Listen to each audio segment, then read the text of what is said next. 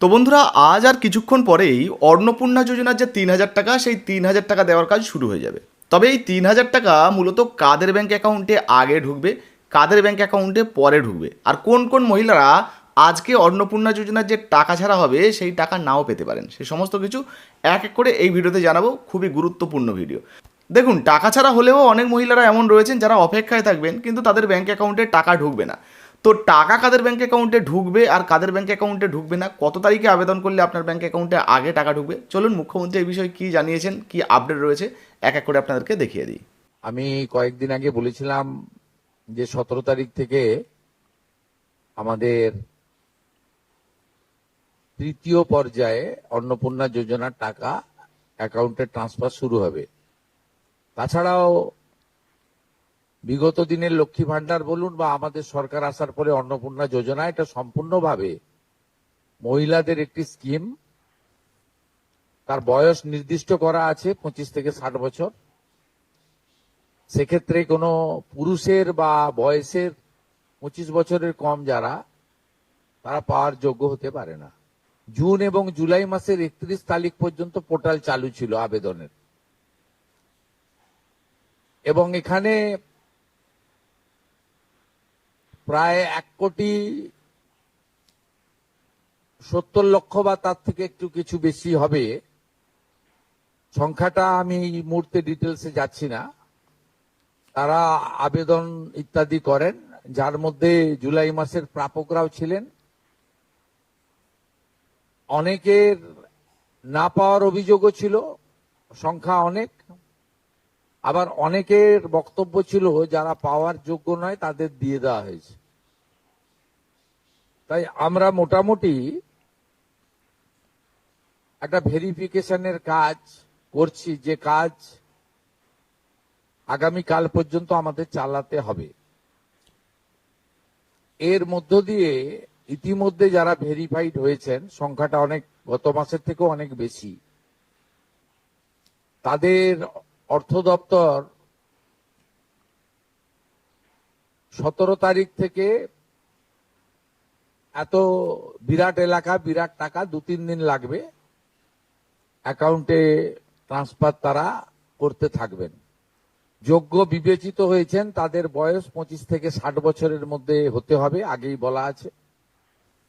কেন্দ্রীয় বা রাজ্য সরকার, কোন বিধিবদ্ধ সংস্থা, সরকারি আন্ডারটেকিং, পঞ্চায়েত, পৌরসভা, সরকার, সরকারি সাহায্যপ্রাপ্ত শিক্ষা প্রতিষ্ঠান অর্থাৎ শিক্ষক, শিক্ষাকর্মী, স্থায়ী সরকারি চাকরিতে নিযুক্ত থাকেন, বা পেনশনার্স আসবে না যেহেতু 60 ঊর্ধ্ব, এটা ইরেলিভেন্ট, এরা এই বেনিফিটের মধ্যে পড়ছেন না।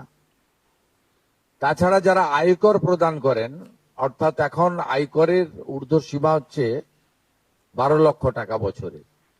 12 লক্ষ টাকা পেরিয়ে গেলে আয়কর দিতে হয়। যে পরিবার আয়কর দেন, অর্থাৎ যার বাৎসরিক আয় 12 লক্ষ টাকা, সেই পরিবার এই কর্মসূচি অন্তর্ভুক্ত হওয়ার সুযোগ পাবেন না। এবং যে মহিলা নিজে 10,000 টাকার বেশি নিজে উপার্জন করেন মাসে, তাকেও এর বিবেচনার মধ্যে প্রাথমিকভাবে আনা হয়নি। কিন্তু এক্ষেত্রে যারা ক্যাজুয়াল, কন্ট্রাকচুয়াল, মানে বাড়ির পুরুষ মানুষরা, তাদের বাড়ির পরিবারের স্ত্রী বা অন্যরা বিবেচিত হবেন।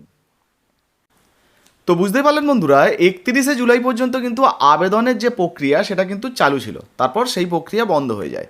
তবে মুখ্যমন্ত্রীর ঘোষণা অনুযায়ী আপনাদেরকে জানিয়ে দিই, জুলাই মাসের 10 তারিখ পর্যন্ত মূলত যারা যারা আবেদন করেছিলেন, যে সমস্ত মহিলারা, বিরাট অঙ্কের যে সমস্ত মহিলারা আবেদন করে গেছিলেন, তাদেরগুলো কিন্তু আগে ভেরিফিকেশন হচ্ছে, বা তাদেরগুলোকে আগে ভেরিফিকেশন কমপ্লিট করা হচ্ছে, এবং যখনই টাকা দেওয়া হবে সম্ভবত সেই সমস্ত মহিলাদের ব্যাঙ্ক অ্যাকাউন্টে আগে টাকা ঢুকবে।